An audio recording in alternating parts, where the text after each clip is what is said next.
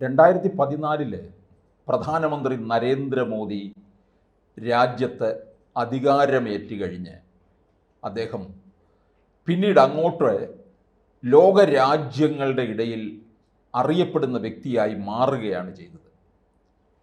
ലോകരാജ്യങ്ങളുടെ എല്ലാവിധ സമ്മേളനങ്ങളിലും അദ്ദേഹം പങ്കെടുക്കുന്നു. ഒരു നായക സ്ഥാനം തന്നെ ലഭിക്കുകയും ചെയ്യുന്നു.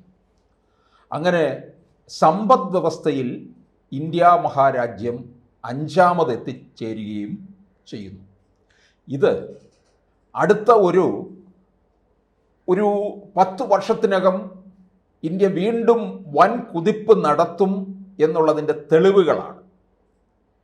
എല്ലാ തരത്തിലും ലോകത്ത് ഏതെങ്കിലും തരത്തിലുള്ള വിഷയങ്ങൾ ഉണ്ടാകുമ്പോൾ നരേന്ദ്രമോദിയുടെ വാക്കുകൾക്കായിട്ട് ലോകം കാതോർത്തിരിക്കും. റഷ്യ ഉക്രൈൻ യുദ്ധസമയത്ത് പോലും ശക്തമായ ഇടപെടൽ മോദി നടത്തിയിട്ടുണ്ട്. ട്രംപ് അധികാരത്തിൽ വന്നു കഴിഞ്ഞപ്പോൾ ട്രംപും ഇന്ത്യയും തമ്മിലുള്ള നീക്കുപോക്കുകൾ ഏത് തരത്തിലായിരിക്കും, മോദി ട്രംപ് കൂട്ടുകെട്ട് എന്തായിരിക്കും എന്നുള്ളതിനെക്കുറിച്ചായിരുന്നു ലോകത്തിലെ വിവിധ രാജ്യങ്ങൾ ആകാംക്ഷയോടുകൂടി കാത്തിരുന്നത്. നമുക്കറിയാം, കേരളത്തിലെ കോൺഗ്രസ്സുകാരനായ ശശി തരൂര് ഇവരുടെ കൂടിക്കാഴ്ചയെക്കുറിച്ച് പറഞ്ഞത് വലിയ കോളിളക്കം സൃഷ്ടിച്ചതാണ്. കോൺഗ്രസ്സുകാർക്കത് സഹിക്കത്തില്ല.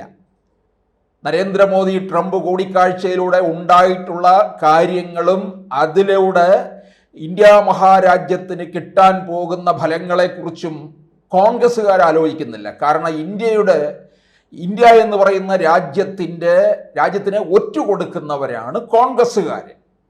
ആ സ്ഥിതിക്ക് അവർക്കത് തരൂരിൻ്റെ ആ വാക്കുകൾ ഉൾക്കൊള്ളാൻ കഴിയില്ല എന്നുള്ളതാണ്. നരേന്ദ്രമോദി അങ്ങനെ അന്ന് ഇവർ പരിഹസിച്ച് നടന്നിരുന്നത് മോദി ലോകം മുഴുവൻ കറങ്ങി നടക്കുന്നു എന്ന് പറഞ്ഞിരുന്ന, എല്ലാ മാസവും ഒരു പ്രതിമാസ പരിപാടി റേഡിയോയിൽ വരുന്ന മൻ കി ബാത്തിനെ പോലും പരിഹസിച്ചവരാണ്.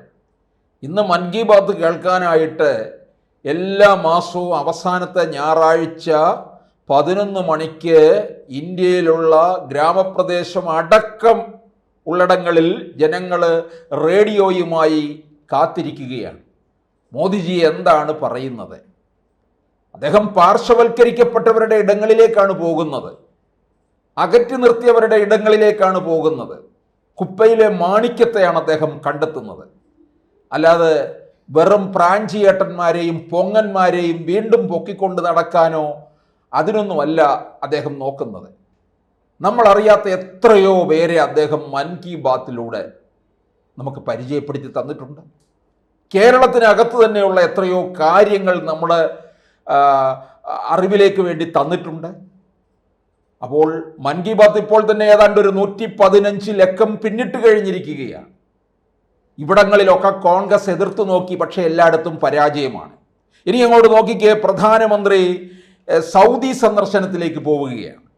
അതായത് അദ്ദേഹം 10 വർഷത്തിനിടയിൽ, കഴിഞ്ഞ 10 വർഷത്തിനിടയിൽ മോദിയുടെ 3ാമത്തെ സൗദി സന്ദർശനമാണ്.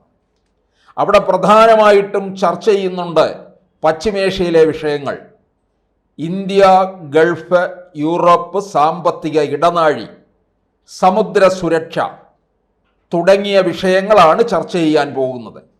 ഒന്ന് ആലോചിക്കണം, പശ്ചിമേഷ്യൻ വിഷയങ്ങളിൽ, അതായത് ഇസ്രയേൽ ഗാസയും തമ്മിലുള്ള യുദ്ധം കൊടുമ്പിരി കൊള്ളുകയും അതിനോടൊപ്പം തന്നെ ഇറാന് ഈ ഹിസ്ബുള്ള ഇങ്ങനെയുള്ളവരെയൊക്കെ രംഗത്തിറക്കുകയും ചെയ്തപ്പോൾ ഇറാനിലെ മതമേലധ്യക്ഷന്മാർ എന്താണ് ലോകത്തോടെ പറഞ്ഞത്? ഇസ്ലാം രാഷ്ട്രങ്ങളെല്ലാം കൂടി ഒത്തുചേരണം, ജൂതന്മാരെ തീർക്കണം എന്ന് പറഞ്ഞുകൊണ്ടാണ്. ഇതെത്ര ഗൾഫ് രാഷ്ട്രങ്ങൾ മുഖവിലക്കെടുത്തു? ഇത് പാടെ തള്ളുകയാണ് ചെയ്തത്.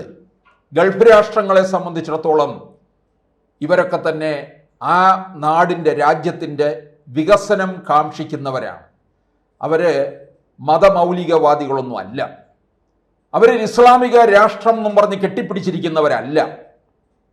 അവർ വിവിധങ്ങളായിട്ടുള്ള മതത്തിൽപ്പെട്ടവരെ ഉൾക്കൊള്ളുന്നവരാണ്. അവരുടെ രാജ്യത്തിൻ്റെ സാമ്പത്തിക ഉന്നമനത്തിന് വേണ്ടി പ്രയത്നിക്കുന്നവരാണ്. ഇപ്പോൾ നരേന്ദ്രമോദി സൗദി സന്ദർശനം നടത്തുമ്പോൾ അതിലൂടെ വലിയ ഒരു തന്ത്രപ്രധാന പങ്കാളിത്ത ആയിട്ടുള്ള ചില കാര്യങ്ങളിലേക്കാണ് പോകുന്നത്. ലോകരാജ്യങ്ങളുടെ ഇടയിൽ ഇന്ത്യ മഹാരാജ്യം നടുനായകത്വം വഹിക്കുന്നു എന്നുള്ളതാണ്.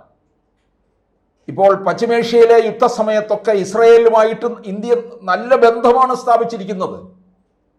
ഇന്ത്യ ഗാസയുമായിട്ടുള്ള യുദ്ധത്തിൽ അവിടെയൊക്കെ ഇന്ത്യയുടെ ശക്തമായ നിലപാടും ഉണ്ടായിരുന്നു എന്നുള്ളതാണ്. ഇവിടെ ഗാസയ്ക്ക് വേണ്ടി ഒരുപാട് പേർ മുറവിളി കൂട്ടിയല്ലോ. എന്തായിരുന്നു ഇവിടെ കാണിച്ച കപടനാടകങ്ങളൊക്കെ? യഥാർത്ഥത്തിൽ കാര്യങ്ങൾ മനസ്സിലാക്കാതെയുള്ള ഒരു പോക്കായിരുന്നു ഇവിടുത്തെ പ്രതിഷേധക്കാരുടെ ഉള്ളിൽ ഉണ്ടായിരുന്നത്. ഇനി അതുപോലെ തന്നെ ഇദ്ദേഹത്തിൻ്റെ ഈ സൗദി സന്ദർശനത്തിലൂടെ പ്രധാനമായിട്ടും ചർച്ച ചെയ്യുന്ന മറ്റൊരു കാര്യം എന്ന് പറയുന്നത്, ഹജ്ജിനുള്ള അവസാന തീയതി നീട്ടില്ല എന്ന് സൗദിയുടെ അധികൃതർ വ്യക്തമാക്കിയിട്ടുണ്ട്. എങ്കിലും കോട്ട സംബന്ധിച്ച് സൗദി അധികൃതരുമായി ബന്ധപ്പെടുകയും ചർച്ചകൾ നടത്തുകയും ചെയ്യുകയാണ്. ഹജ്ജ് തീർത്ഥാടനത്തിന് സൗകര്യം ഒരുക്കുക എന്നത് ഇന്ത്യയും സൗദി അറേബ്യയും തമ്മിലുള്ള ഉഭയകക്ഷി ബന്ധത്തിൽ പരമപ്രധാനമാണെന്നാണ് പറയുന്നത്.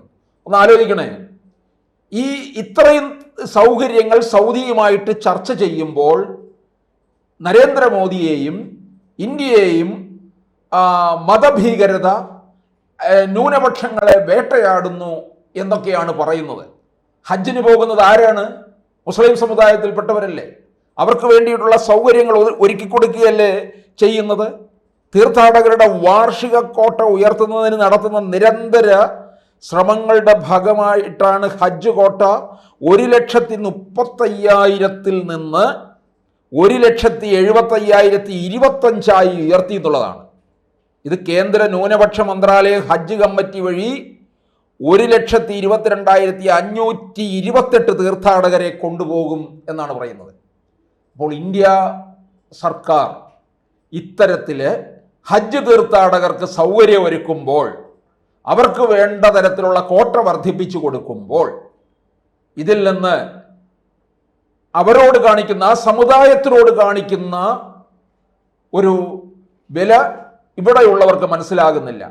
അപ്പോഴും പാർലമെന്റിൽ പോയി കുരയ്ക്കുന്ന കുറേ പേരുണ്ടല്ലോ, നമ്മുടെ എ റഹീമും ജോൺ ബ്രിട്ടാസും ഒക്കെ. ഇവരൊക്കെ നരേന്ദ്രമോദിക്കെതിരെ ഇപ്പം MA ബേബി തന്നെ CPM-ന്റെ അഖിലേന്ത്യാ ജനറൽ സെക്രട്ടറി ആയപ്പോൾ പറഞ്ഞത് എന്താണ്? ഇനി എൻ്റെ പോരാട്ടം മുഴുവൻ നരേന്ദ്രമോദിയോടായിരിക്കുമെന്ന്.